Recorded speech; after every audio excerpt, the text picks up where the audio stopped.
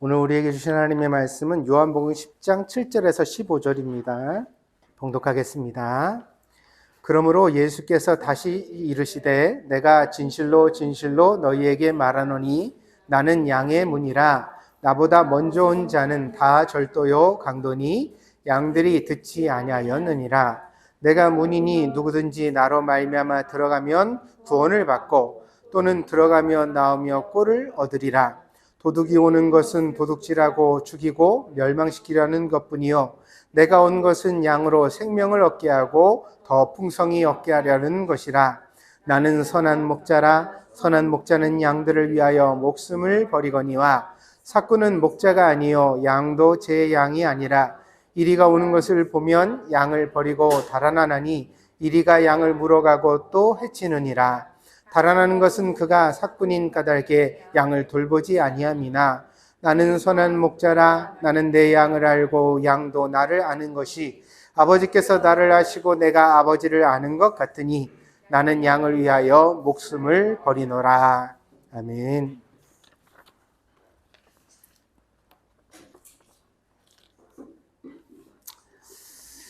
이 중고차를 살 때는 전문가와 같이 상담하는 것이 좋습니다. 왜냐하면 겉으로는 멀쩡하지만 치명적인 문제를 가진 차들이 종종 있기 때문입니다. 근데 이제 문제가 있는 차일수록 오히려 중고차를 팔 때는 옵션을 화려하게 하고 겉으로 있는 브랜드를 강조하여서 선전합니다. 그래서 아무리 BMW나 벤츠 같은 차라 할지라도 이게 만약에 홍수 때 침수된 차라든가 혹은 가끔은 이제 골병든 차가 있거든요. 그런 차를 사게 되면 차값보다 수리비가 더 들고 그렇게 수리비를 들이고 나서도 결국에는 차를 못 쓰고 폐차하는 경우가 생기게 되어집니다. 그러니까 자동차를 겉만 보고 골라서는 절대로 안 된다는 말입니다. 제가 이제 유튜브를 보다 보니까요, 자동차 정비를 하는 그런 채널이 있어가지고 종종 지켜보게 되는데, 이제 수입차를 전문으로 하시는 분이에요. 그런데 차가 하나가 입고되었는데 BMW 차량이더라고요. 근데 증세가 아주 희한한 게 잘 타다가 갑자기 시동이 꺼져요. 근데 이거를 갖다가 아무리 BMW 본사에 있는 원래 서비스 센터에 넣었는데도 증상을 못 찾았다는 거예요. 몇 개 부품을 갈고도, 비싼 부품을 갈고도, 몇백만 원 부품을 갈고도 그거를 또 가져오면 못 고쳤다는 거예요. 그래서 차주가 작정을 하고 이 차를 갖다 폐차시켜야겠다. 그러다가 유튜브를 통해서 아주 전문적으로 이런 차를 다루는 그 능력 있는 정비사가 있다는 소식을 듣고 차를 가지고 왔습니다. 이 양반이 처음에 딱 이렇게 요즘 차는 컴퓨터더라고요. 차를 눈으로 확인하는 게 아니라 센서를 꽂아가지고 거기서 어디에서 문제가 생기는지를 다 체크돼서 나와요. 그래서 이게 시동이 꺼지는데 무슨 이 사람 말로는 아마 연료하고 그 연료가 공기랑 섞여서 들어오는 그 배합에 뭔가 문제가 있는 것 같다. 거기서 이상이 이게 시그널이 나온다. 그것과 관계되어 있는 부품을 하나씩 다 뜯기 시작했어요. 그래가지고 심지어는요, 이 새 부품을 주문하면은 이 오너한테 너무 부담이 가니까 마침 자기 차가 똑같은 차종이더라고요. 그러니까 이 부품을 확인하기 위해서 이 사람이 좀 자기 자존심에 열이 받았던 것 같아요.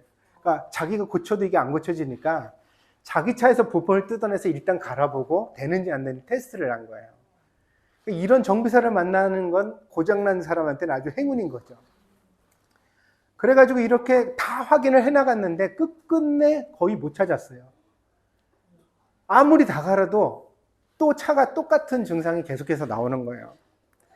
그러다가 나중에 이 사람이 분명히 이 차주가 여기 가지고 오기 전에 이 부품을, 그러니까 흡기 연료랑 공기랑 같이 배합하는 그 부품을 갈았다고 그랬거든요. 보니까 새 부품이 들어가 있어요. 그러니까 이거는 틀릴 리가 없다. 그렇게 다른 것들을 다 봤었는데 이제 남은 건 이거 하나다. 이게 그렇게 뜯기가 되게 곤란하더라고요. 그런데 그치만 내가 마지막으로 이거 보고 안 되면 이제 폐차해야 된다. 그래서 그걸 뜯었습니다. 뜯었는데 깜짝 놀란 거예요. 왜냐하면 그거를 뜯어가지고 조립하는 과정에서 이 나사 하나가, 그러니까 그러니까 분명히 그 사람이 아주 화가 나가지고 얘기를 하는 거예요. 이거 정비하는 사람 이게 정비사 때려쳐야 된다고. 왜냐하면 부품마다 다 정해져 있는 규격의 볼트 너트가 수량이 정해져 있다는 거예요. 그럼 분명히 이거 조립을 할 때 볼트가 하나 없었을 텐데 그럼 이걸 찾았어야지 마땅하지. 그거를 없다고 그래 다른 볼트를 끼우고서 마감을 했다는 거죠. 근데 그 볼트가 부품 안에 들어가 있었던 거예요. 그래가지고 이게 들어가가지고 그걸 계속 문제를 새 부품을 갈고서도 문제를 일으켜서 이 차가 이제 이렇게 됐던 것을 발견하게 되었습니다. 이 양반이 하는 얘기가 그래서 그런 얘기를 해요. 중고차 함부로 사시지 마시라고. 이거 못 찾으면 이 차 만약에 이거 못 찾았으면 어때요? 다른 거 다 멀쩡해도 폐차해야 된다. 못 한다고. 그래서 이 자동차를 고르는 일도 매우 좀 중요한 일이구나. 이게 신중한 일이구나. 이런 생각을 해보게 되었습니다. 자동차를 사는 것도 이렇게 어려운데 하물며 사람 보는 눈은 얼마나 어렵겠습니까? 자기가 만난 사람이 좋은 사람인지 나쁜 사람인지 혹은 유익한 사람인지 무익한 사람인지 너무 성급하게 판단하는 것은 절대로 지혜로운 일이 아닙니다. 나태주 시인의 들꽃이라는 유명한 시가 있습니다. 세 줄짜리 시인데요. 여러분 한번 들어보세요.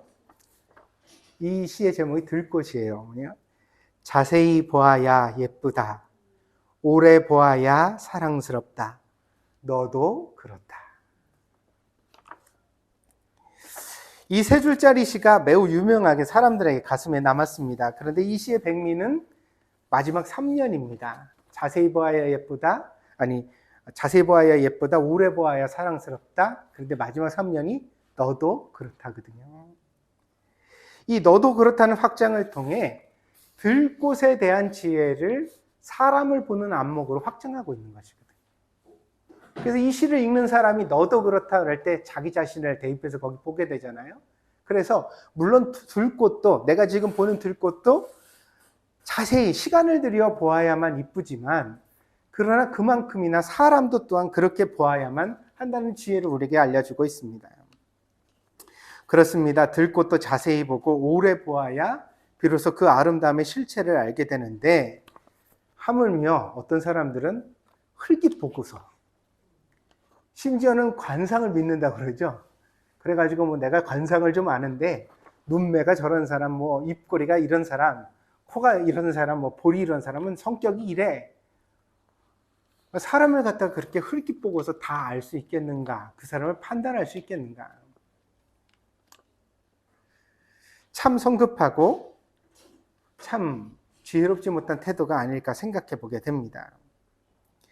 그런데 남을 보는 것도 남에 대하여 아는 것도 그래서 시간을 필요로 합니다. 제가 우리 교회에서도 잘 말씀드리는 것 중에 하나가 우리 교회 새로 새 가족이 오면 좀 그냥 두고 봐라.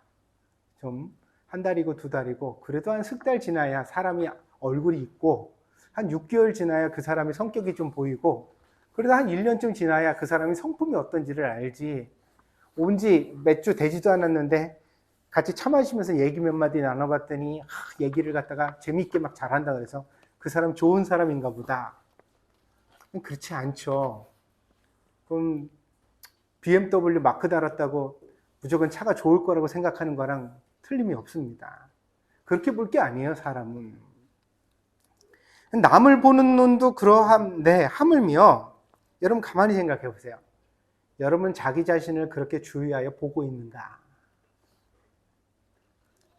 사람이 의외로 자기를 모릅니다. 자기가 생각하는 자기의 모습이 누구에게나 있지만 그러나 그것이 그렇게 객관적인 것은 아닙니다. 여러분 전부 다 나는 이런 사람이다 라는 자아관을 가지고 있거든요. 나는 이런 사람이야. 내 성격은 이래. 그럼 자기가 자기에 대해서 정의를 내린 말이 있어요. 근데 그거 아세요? 그 정의가 매우 오래된 구버전이라는 거예요. 학생 때, 청년 때 보통 우리가 나에 대해 치열하게 생각하고 남과 부딪히면서 자기의 성격을 형성했어요. 그때 보통 우리가 나를 누구라고 느끼거든요. 그런데 그 이후로 30대, 40대를 지나면서 굉장히 많은 인생사 풍파와 과정 속에서 내가 변했거든요. 근데 문제는 40대가 된 사람들도 자기를 20대 때 보았던 관점을 보고 있다는 거예요. 나는 한 번 작정하면 반드시 하는 사람. 나는 말은 똑바로 하는 사람. 나는 성격이 이런 사람. 이렇게 자기 자신을 정의 내린다는 거죠. 근데 이러한 자신의 정의와 실제로 자기가 살아가는 삶에는 괴리가 있습니다. 그리고 이 괴리는요, 우리가 나 자신을 자세히 보지 않기 때문에 생겨나는 괴리입니다. 그래서 여러분, 소크라테스의 금언이 뭐예요? 너는 너 자신을 알라 그랬잖아요. 그러니까 이게 다 자기한테 적용하면 나 자신을 알아야 된다는 얘기죠. 그죠? 그럼 나를 알라라는 말이 왜 그렇게 중요하냐면, 나를 아는 것으로부터 우리가 지혜를 시작하게 되기 때문입니다. 사람은 자기를 과장하기도 하고 폄하하기도 합니다. 청년 시절에 열등감에 시달렸던 사람은요, 이미 그걸 극복하고 자기가 꽤 괜찮게 됐어요. 그런데도 40대, 50대가 돼서도 여전히 자기를 폄하해요. 나는 약한 사람, 나는 못한 사람, 나는 이런 경우에 못 어울려, 나는 남과 잘 못 지내. 근데 그거는 20대 때 부딪히면서 내가 만들어냈던 이름이에요. 근데 지금은 다르거든요. 지금은 하면 할 수도 있어요. 그런데 자기를 갖다 그렇게 못 보는 거죠. 긍정적인 시선은 못 봐주는 거예요. 또 20대 때 막 자기를 과장했던 사람들도 있어요. 나는 뭐든지 할 수 있어. 누구든지 뭐 내가 누구랑 견주어서 못할 게 뭐야. 뭐 이런 배짱들. 근데 한 40줄 먹고 나면 이제 인생사 속에서 못하는 것도 많이 만났잖아요. 혹시라도 여러분이 알고 있는 여러분 자신의 모습이 있다면 그것이 너무 구버전은 아닌지 한번 되돌아보시기를 바랍니다. 그리고 날마다의 삶 가운데 자기를 정확하게 보기 위하여 조금 더 자세히 보고 오래 살피는 시간을 여러분에게 둘 수 있기를 바랍니다. 여러분한테 권하는데요. 제가 그랬죠. 건강한 삶을 살기 위해서는 삶의 투자가 필요한데 그건 운동도 해야 되고 산책도 해야 되고 독서도 해야 되고 이런 것들이 필요하다. 아, 목사님, 그렇게 사는 사람들은 좀 교양도 있고 수준이 있어 보이니까 그런 것 아닙니까? 그 얘기가 아니에요. 보통 사람들이 무슨 얘기를 하냐면 나 요즘 책도 안 읽고 내가 좀 그런 것 같아. 이런 얘기를 할 때 현대적 트렌드에 내 생각을 맞춰가지 못하는 건 남과 대화에 어울리지 못하는 것에 대해서 핸디캡을 느끼는 거거든요. 그 뭐냐면 과시하기 위한 지식이에요. 근데 이게 본질이 아니라는 얘기예요. 왜 산책도 하고 왜 독서도 해야 되냐면 그런 시간을 통하여 나 자신을 자세히 볼 수 있는 개인적 시간을 인간은 필요로 하기 때문이에요. 믿습니까? 산책하면서 남 생각하지 마시고 누구 성격 그 사람 도대체 왜 그래 이런 생각 말고 나에 대하여 한번 되돌아보세요. 나에 대하여 내 말은 정중한가? 정중이라는 말은 이게 공손하다는 뜻이 아니라 여기서 정중은 바르고 무겁다는 뜻이에요. 내 말은 바르고 무거운가? 아멘? 아, 내가 진짜 말을 할 때 무게를 담아서 내 인격을 담아서 남에게 그렇게 말하고 있나? 내가 그렇게 하고 있나? 내 생각은 긍정적인가? 나는 어떤 사건이 벌어졌을 때 먼저 겁먹고 호들갑 떨고 막 뭐 부정적으로 보는 그런 생각이 먼저 사로잡히는 게 아닌가? 만약 나한테 그런 성향이 있다고 한다면 그런 시간을 개인적인 시간을 통해 나를 살피고서 고치려고 노력해가는 과정이 필요하다는 거예요. 그래서 정말로 여러분이 여러분 자신을 볼 때 건강한 이름을 스스로 지어줄 수 있어야 돼요. 본문에서 예수님은 제자들에게 자기를 선한 목자라고 말씀하셨습니다. 십자가는 우리 편에서 보면 고상하고 아름답지만 예수님의 편에서 보면 잔혹하고 비참한 사건인데 근데 예수님께서 자기를 선한 목자라고 이름하심으로 말미암아 이 십자가는 하나의 영광의 과정이 됐다는 거죠. 왜냐하면 내가 이렇게 십자가를 짐으로써 결국 많은 양떼들이 생명을 얻게 되고 풍성한 생명을 누리게 될 것이다. 그 비전을 보면서 십자가를 감당하실 수 있었습니다. 그러므로 십자가 자체가 목표가 아니라 그 십자가를 통해 이루어질 일을 예수님께서 보셨던 것입니다.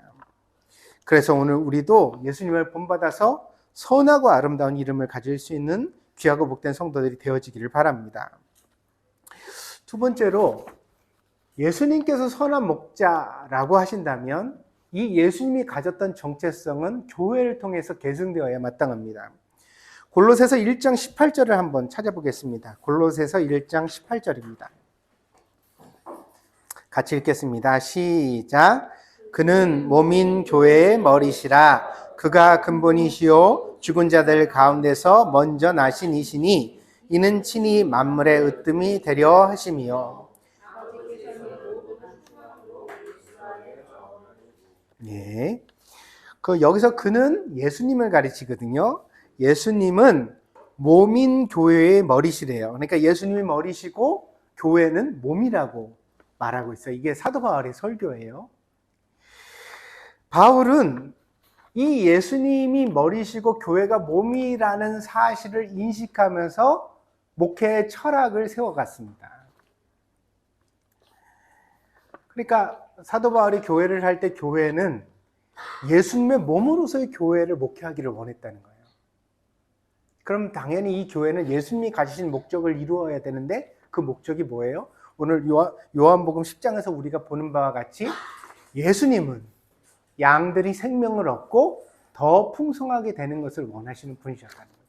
그럼 교회는 어떻게 존재해야 돼요? 교회에 모이는 양무리들을 생명을 얻게 하고, 첫 번째 목적. 두 번째는 그 생명을 더 풍성하게 하기 위하여 교회가 존재해 가야 된다.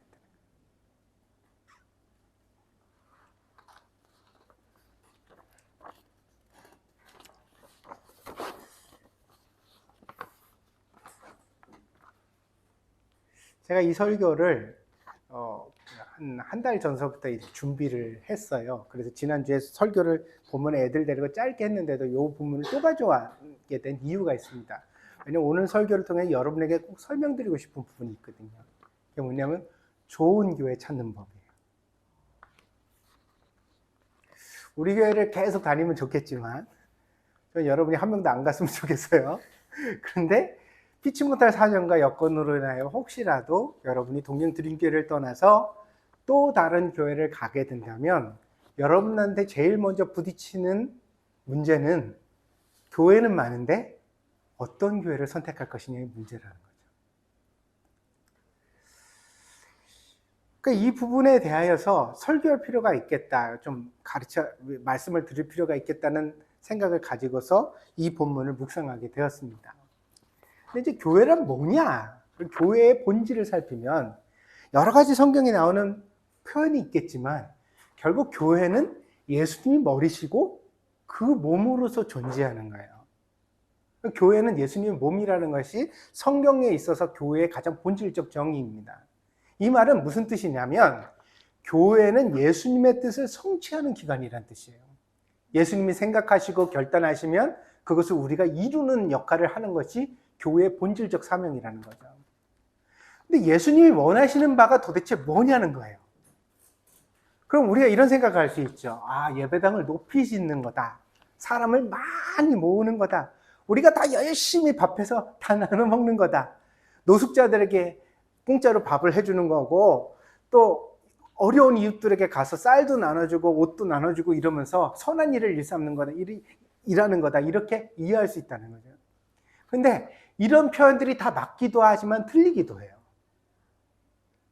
그 본질, 그러니까 가장 뼈대에 흐르는 내용이 뭐냐 그러면 오늘 요한복음 10장이 우리에게 잘 알려주고 있다는 거죠. 그게 뭐죠? 양들로 생명을 얻게 하고 그 생명을 더 풍성하게 하는 일. 그럼 여러분들 이런 이야기예요. 오늘 동경드림교회 양은 누구예요? 양은 누구예요? 목사는 양이에요, 아니에요? 난 목자예요? 예수님 앞에서 모두가 다 양이에요. 그러니까 목사를 특별히 이제 양무리 중에서 우두머리 되어서 여러분들한테 어떤 직임을 위임받은 사람, 왜 나는 직업을 가지지 않고 다른 일을 일삼지 않고 여러분들을 위해서 성경을 연구하고 성경적인 가르침을 교훈을 주는 사람으로서 제가 존재하는 거예요. 제가 여러분들과 종자가 달라서 나는 목자고 여러분은 양이, 나는 두 발로 걷고 여러분 네 발로 걷고 그러면 얼마나 좋겠어요. 그러면 나도 여러분들보다 탁월한 결정을 내리고 항상 여러분을 좋은 길로 인도할 수 있겠죠. 근데 목사는 그런 존재가 아니에요. 그렇게 보면 실수하는 겁니다. 교회의 목자는 예수님밖에 없는 줄 믿습니다. 그래서 목사도 성경을 연구하고 성경대로 가르치는 한도 안에서만 목사로서의 존경을 받을 수 있는 거예요. 목사가 성경을 벗어나서 내 마음대로 말하고 내 뜻대로 주장을 하면 목사지만 사실은 존경받을 자격이 없는 겁니다. 그래서 교회는 다 양물이에요. 우린 다 예수님의 양이에요. 예수님의 양으로서 그러면 그래서 여러분 얘기하나요? 목사도 여러분도 이 교회에 들어왔을 때 우리가 다 어떻게 돼야 돼요? 뭘 위해서 우리가 여기 모인 거예요? 오늘 요한복음 10장에 뭐라고 그랬죠? 따라해 보세요. 여기 보세요. 이건 여러분이 새기고 가야 돼. 양으로 생명을 얻게 하고 더 풍성하게 하려 함이라. 또 우리가 이 교회 안에서 예수 그리스도를 통해 생명을 얻고요. 그리고 그 생명이 더 풍성해지는 신앙생활을 해가야 된다. 그게 교회가 존재하는 이유입니다. 그게 우리가 신앙생활을 하는 목적입니다. 여러분, 우리가 성경 구절을 하나 더 찾아보겠습니다. 고린도전서 4장입니다. 이건 좀 길게 읽어볼게요. 고린도전서 4장을 한번 펴주세요.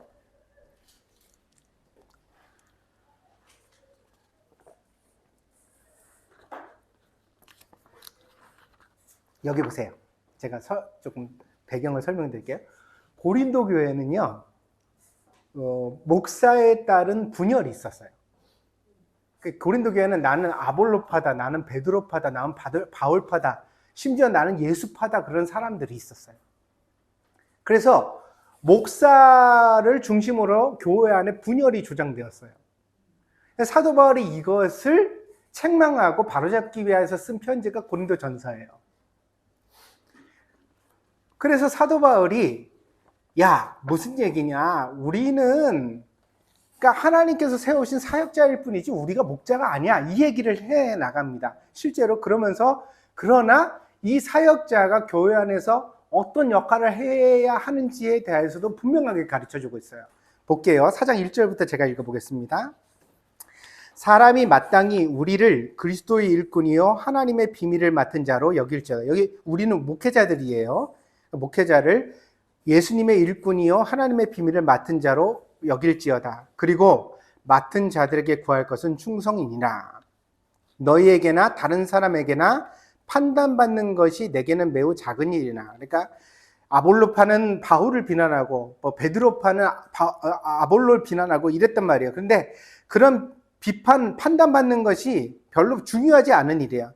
그러나 나도 나를 판단하지 아니하노니 내가 자책할 아무것도 깨닫지 못하나 이로 말미암아 의롭다함을 얻지 못하노라. 그러나 내가 스스로 내가 잘못 안 했다 그렇다고 해서 내가 깨끗해지는 것은 아니란 말이야. 다만 나를 심판하실 이는 누구라고요? 주님이시다. 그래서 목회자들 위해 누가 계시다는 거예요? 예수님이 교회의 머리 되심을 분명히 선언합니다. 5절입니다. 그러므로 때가 이르기 전 곧 주께서 오시기까지 아무것도 판단하지 말라. 그가 어둠에 감추인 것들을 드러내고 마음의 뜻을 나타내시리니 그때 각 사람에게 하나님으로부터 칭찬이 있으리라. 형제들아, 내가 너희를 위하여 이 일에 나와 아볼로를 들어서 본을 보였으니 이는 너희로 하여금 기록된 말씀 밖으로 넘어가지 말라. 아멘?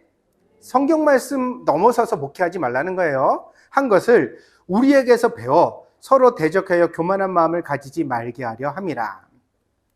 4장 7절입니다. 여기부터가 진짜 백미인데 누가 너를 남달리 구별하였느냐?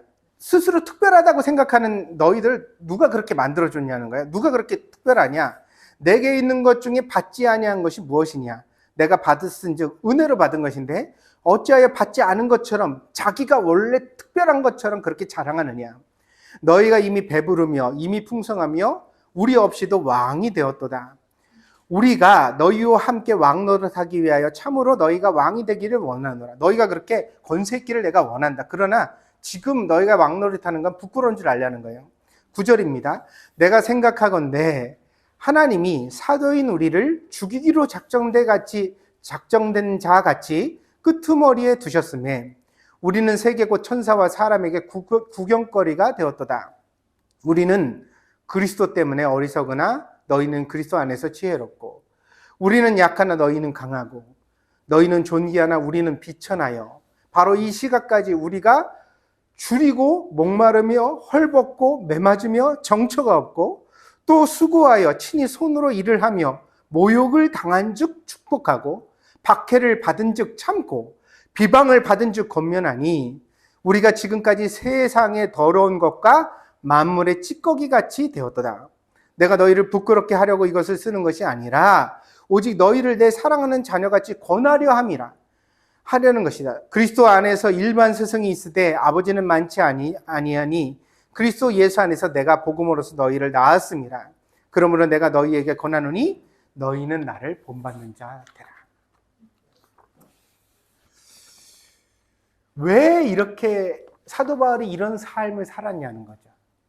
이게 요한복음 10장에 나타나는 예수 그리스도의 뜻이에요.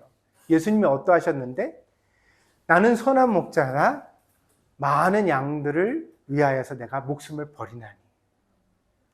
그래서 목회자라는 신분이 그리스도의 약물이지만 그러나 예수님을 현실화하는 그런 사명을 가지고 있다는 거예요. 그가 예수님처럼 특별한 존재는 아닙니다. 그러나 자기 삶으로 예수님께서 무엇을 원하시는지를 보여줘야 할 특별한 사명이 있었다는 거예요. 예수님께서 교회에 계셨으면 어떻게 사셨을 건가? 그거를 사도 바울이 나타내기 위하여 이와 같은 삶을 살았다는 거죠.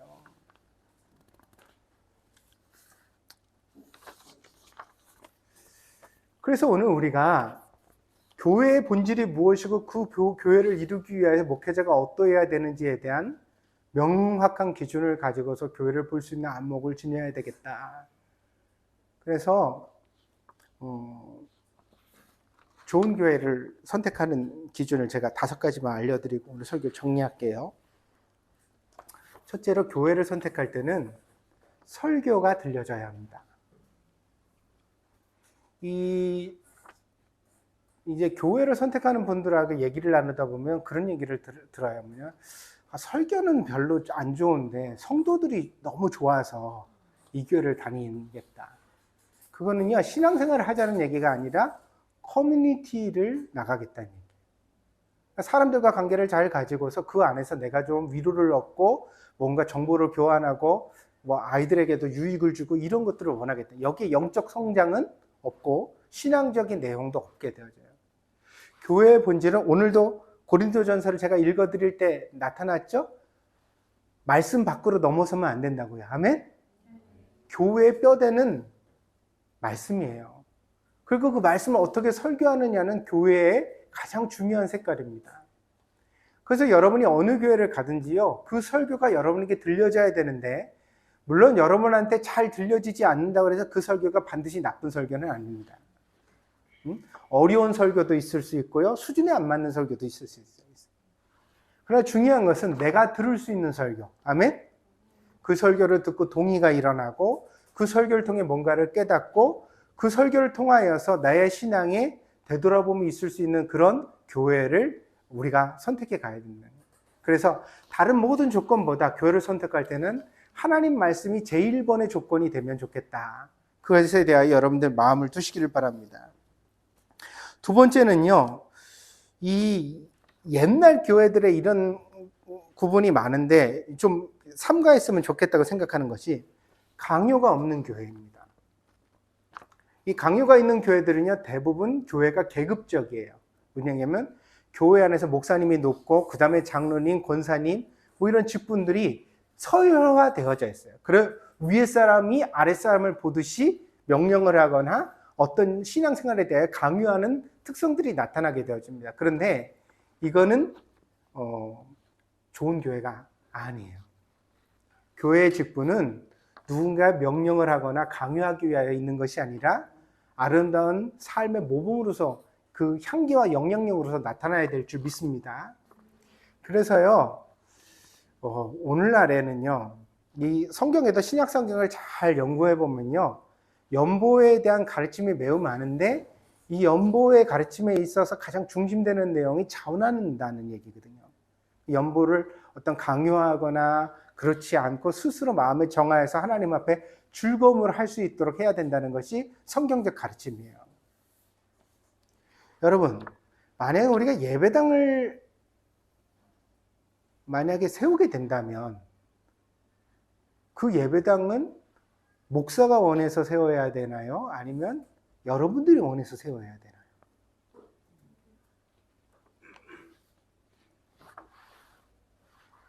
예배당의 주인이 누구예요?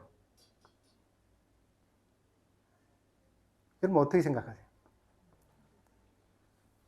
예배당 땅 사고 건물 살 때 누군가는 명의를 가져가야 되거든요. 그렇잖아요?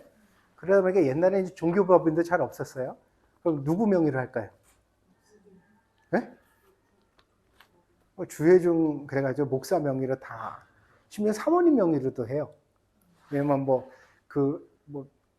재산세 이런 거 세금 감면 한 사람으로 너무 몰아주면 힘들어진다고 그래가지고 목사님 일가족 명의로 다 해가지고 교회 자산을 기도원 사고 땅 사고 산 사고 사고 그러면서 다 그렇게 해서 해놨더라고요. 시작할 때는 물론 목사와 성도 아무도 욕심내지 않고 순진한 마음으로 그렇게 했을 수 있습니다. 그런데요, 기독교 역사가 보여주는 바예요. 헌금이 창고에 쌓이면 항상 타락이 나타나요. 사람 마음이 항상 순수한 게 아니거든요. 이게 몇 천만 원이 몇 억이 되고 몇 억이 몇십억이 됐을 때 과연 아무도 욕심 부리지 않겠는가? 내 마음처럼? 그런 일은 세상사에 없는 겁니다. 그래서요, 이게 도대체 교회의 주인이 누군가에 대해 우리가 다시 생각해 볼 필요가 있어요. 물론 오늘 골로새서의 말씀을 빌어서 우리가 생각해 볼 때 교회의 머리는 누구세요? 예수님이죠. 그럼 교회 재산도 누구 거예요? 예수님 거여야 되죠. 근데 왜 자꾸만 교회 재산이 목사 것이 되느냐는 거죠. 근데 이렇게 이제 타락이 나타나게 되어지는 전조 증상들이 교회 안에서 강요를 통해서 뭔가를 성취해 가는 거죠. 응? 왜 목사는 그렇게 예배당을 짓는데 성급할까? 왜 그렇게 꼭 짓고 싶어 할까? 보이기 때문이래요. 뭐가요? 이렇게 건물도 없고 아무것도 없는 교회는 성도가 사람이 왔다가도 가요. 잘 정착하지 않아요. 근데 예배당이 있으면 일단 사람들이 많이 모이고 지나가다도 들어온다는 거죠. 그러니까 보이는 간판도 무시할 수 없는 거예요. 그죠? 그렇게 되면 많은 사람들이 모이게 되고 교회가 커지는 걸 아니까 복음을 전하기 위해서 교회를 크게 하기 위해서 이게 필요하다고 생각하는 거예요. 거기까지는 이해하겠어요. 근데 한 가지를 제가 이해하지 못하는 게 있어요. 뭔지 아세요? 과연 그렇게 사람이 많아지고 교회가 커지는 것을 예수님도 원하실까? 저는요, 신약 성경을 수도 없이 읽었는데 예수님의 목회 방식은 절대로 그런 게 아니었어요.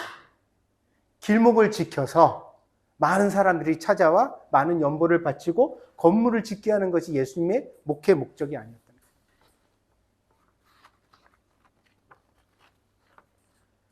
제가 30년 동안 설교하고 내리게 된 결론은 그것이에요. 뭐냐면 그렇게 사람이 많아지게 하고 그렇게 건물을 짓는 것은 목사로서 내가 원하는 일이지 주님이 원하시는 일은 아니다. 주님이 원하시는 일은 교회에 모인 사람들이 생명을 얻고 더 풍성하게 되는 것인 줄 믿습니다. 그래서 여러분이 풍성해져서 여러분이 여러분 교회를 세우고 싶어져야 돼. 그 목사랑 상관없이 그 교회는 여러분이 주인 되어서 종교법인을 설립하고, 할렐루야, 여러분들 명의로, 공동의 명의로 예배당을 만들고 땅을 사고 그렇게 해서 여러분들이 그걸 이루어가면서 이 교회는 우리 아이들에게 물려줄 교회다. 할렐루야. 목사가 목사 자식에게 물려줄 교회가 아니라. 한국교회 요즘 목사 세습이 그렇게 문제가 되잖아요. 왜 문제가 되겠어요? 교회가 목사 것이기 때문에 목사가 자기 아들한테 그 교회를 물려줄 수 있다는 거죠. 이게 틀려먹은 교회 타락의 모습이라는 거죠. 그럼 마땅히 어떠해야 되느냐? 교회는 주님의 것이어야 되고 주님의 것이면서 양들의 것이어야 된다는 거죠. 그러기 위하여 필요한 것이 뭐냐면 교회 안에 강요가 없어야 된다는 거예요. 모두가 느리지만 모든 사람이 다 공감할 때까지. 그러니까 이 중에서 열심히 있는 집사 몇 명이 우리도 교회가 있으면 좋겠어 이런 생각할 수 있어요, 없어요? 있죠. 그러나 다른 성도들이 그건 너무 부담스러워. 아직은 그렇게까지 해야 돼? 이러면 열심히 있는 성도들이 어때요? 기도하면서 기다려가야죠. 하나님의 은혜가 풍성하게 자라고 열매 맺을 때까지. 그래서 교회 성도들의 뜻이 하나로 그렇게 다 잘 합의되고 모아져 갈 때까지 많은 시간을 두어서 함께 가는 것이 좋은 교회의 모습이요. 이겠다는 거예요. 이 교회를 찾을 때 첫 번째 설교가 중요하다. 그 설교가 살아있을 때 두 번째 강요가 없는 교회가 되어진다. 정말 그 교회 안에서 여러분이 은혜 받고 충분히 자발적으로 할 수 있는 교회를 찾으시라. 세 번째로 좋은 교회는 열려진 관계를 지향합니다. 무슨 얘기냐면 친한 사람들끼리만 똘똘 뭉쳐서 다른 사람이 들어오는 걸 가로막는 교회들이 있어요. 이거는 큰 교회와 작은 교회를 방불하고 모두에 나타나는 특징입니다. 어떤 교회를 가보면요, 거기 몇몇 사람 어울리는 그 집단이 있는데 그 사람들이 자기들끼리 밥 먹고 자기들끼리 모이고 자기들끼리 교회 밥 차리고 자기들끼리 교회 행사 준비하고 그 사람들이 다 해요. 다른 사람이 낄 수도 없고 참여할 수도 없고 의견을 낼 수도 없도록 그렇게 닫혀진 관계 속에 유지되어지는 교회들이 있습니다. 이런 사람들이 내세우는 게 있죠. 뭐 학벌도 내세우고 사회적 지위도 내세우고 또 동향으로 자기 고향 출신을 내세우기도 하고 그래요. 근데 교회는 이러한 모든 사람의 차별을 넘어서는 공동체가 돼야 될 줄 믿습니다. 경상도와 전라도가 어울려야 되고요. 흑인과 백인도 어울릴 수 있어야 되고, 예수님 시대로 말하면 주인과 노예가 함께 애찬을 나누는 게 교회였다는 거예요. 믿습니까? 많이 배운 대학생과 뭐 초등학교도 못 나온 사람이라 할지라도 함께 존중하면서 같이 교제할 수 있는 것이 교회가 돼야 된다는 거예요. 그 교회는 항상 열려진 관계를 지향합니다. 그래서 한국 사람만 아니에요. 우리 교회에 누구라도 들어오면 그 사람을 수용해야 되고 그 사람과 함께 형제되려고 노력해야 건강한 교회일 수 있는 겁니다. 그래서 여러분이 어떤 교회에 갔는데 그 교회 안에서 이렇게 공동체 속에 내가 들어가는 데 속에 뭔가 거부감을 가진다거나 이 교회는 더 이상 사람들을 용납하지 않는 것 같다고 느껴진다면 그 교회는 건강한 교회가 아닐 수 있습니다. 네 번째로요, 좋은 교회의 조건은 성장할 수 있는 가능성이 있어야 됩니다.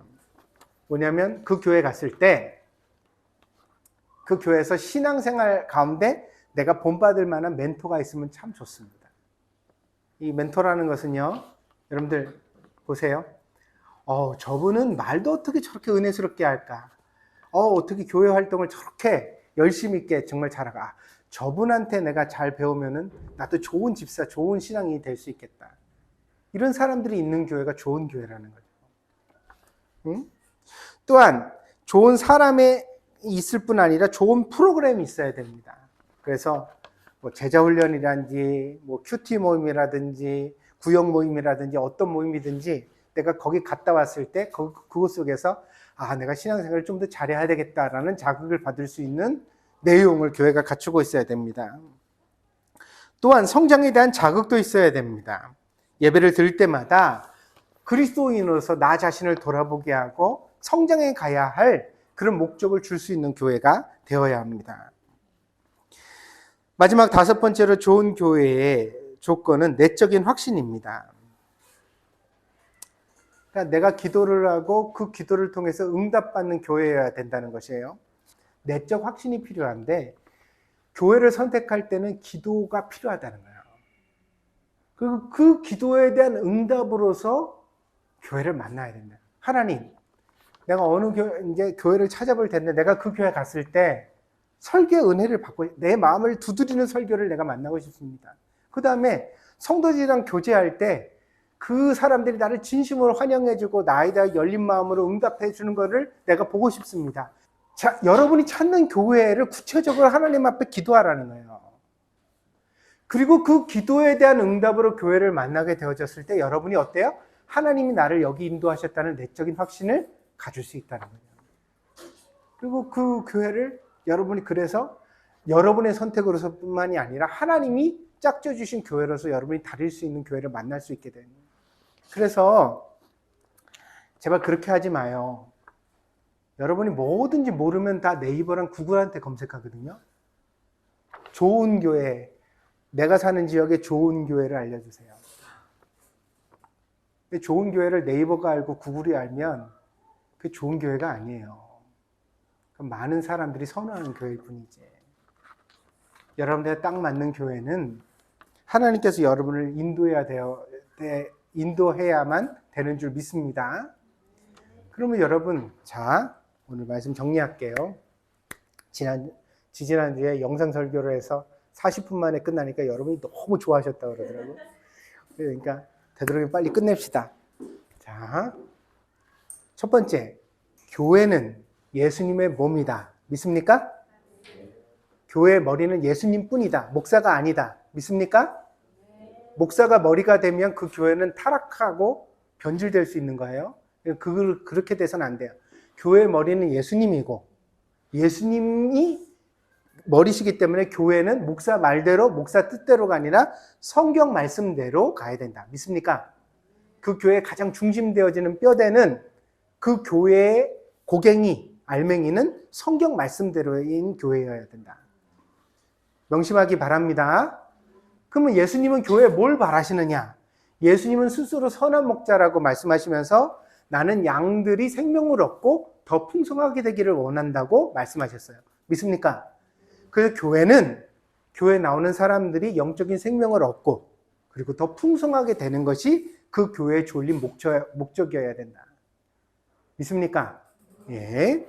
그러면 어떻게 해야지 그 교회가 사람들한테 더 풍성함을 줄 수 있겠는가?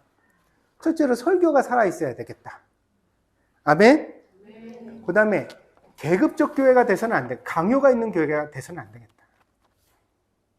교회가 일을 하는 건 좋은데 교회가 계급화되어지고 요즘 이런 게 되게 많이 봐요. 저 얘기 많이 듣거든요. 뭐 구역장, 셀 리더 뭐 이렇게 계급화돼 가지고 리더를 키운다 그래. 리더 무조건 복종해. 응?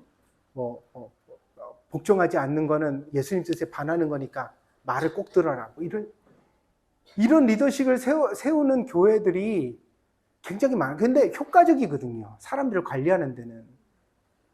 여러분한테도 5명 짝 지어주고 나서 네가 리더야 이러면 뭔가 내가 된 것 같잖아요.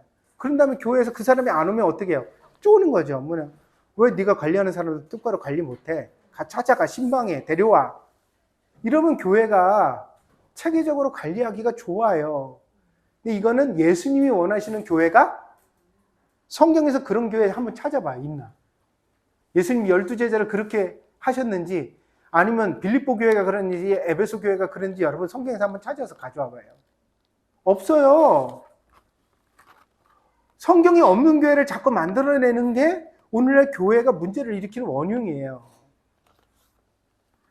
그러니 헌금도 조직도 계급화되고 강요하는 교회는 좋지 않다. 믿습니까? 느리고 더디게 가더라도 성경대로 가는 게 교회는 맞는 겁니다.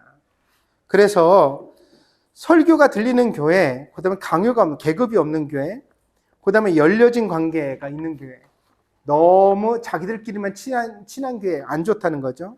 그 다음에 성장할 수 있는 기회를 제공하는 교회, 그 다음에 내적인 확신 있는 교회를 여러분들이 잘 선택해 가기를 원합니다. 그러면 여러분 보겠어요. 우리 교회는 어떤 교회일까? 우리 교회가 어떻게 되기를 바라는가? 어떤 교회가 되기를 바라는가? 여러분들 꼭 마음에 두시고 함께 기도하는 아름다운 교회가 되어지기를 바랍니다. 기도하겠습니다.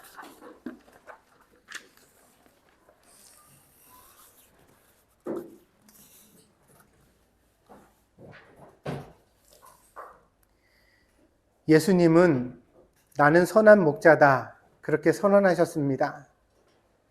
그리고 양들로 생명을 얻게 하고 그 생명으로 더 풍성하게 하기 위하여 나는 이 길을 간다 말씀하셨습니다. 예수님의 그 뜻을 받들어 사도 바울은 목회하면서 스스로 낮아지고 손해보며 자기를 헌신하면서 교인들을 복되게 하고 행복하게 하며 기쁘게 하려고 최선을 다하였습니다. 그 교회의 전통 가운데 오늘 동경드림교회가 서 있는 줄 믿습니다. 그러므로 목사는 목사답게 하시고 마지막까지 헌신하며 성도들에게 예수님의 모범을 보여줄 수 있는 그런 목사가 될 수 있도록 주님께서 인도하여 주시고, 또한 우리 동경드림교회는 예수님의 몸으로서 아름답고 건강한 교회가 될 수 있도록 인도하여 주시옵소서. 성도들에게 설교가 살아있기를 원합니다. 강요하지 않고도 감동함으로써 은혜로서 함께 일하는 교회가 되어지기를 원합니다. 끼리끼리만 잘 지내는 교회가 아니라 누가 들어올지라도 문턱이 없는 교회가 되게 하시기를 원합니다. 그래야 항상 열린 마음으로 손잡아주게 하시고 누구라도 함께 신앙생활의 아름다운 열매를 맺어갈 수 있는 교회가 되게 하여 주시옵소서. 또한 동경드림교회는 함께 성장해가는 교회가 되게 하시기를 원합니다. 이 교회에 와서 조금 감동받는 것으로 멈추지 않게 하시고 더 예수님을 닮아가기 위하여 말씀에 귀를 기울이고 기도에 힘을 모으고 신앙생활을 해가는 것에 있어 더욱더 열심을 품는 아름다운 교회가 될 수 있도록 인도하여 주시옵소서.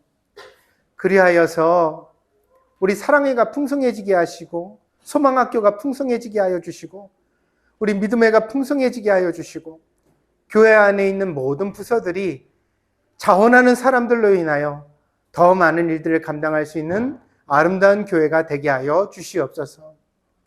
하나님, 무엇보다 우리가 동경드림교회의 아름다운 비전을 두게 하시기를 원합니다.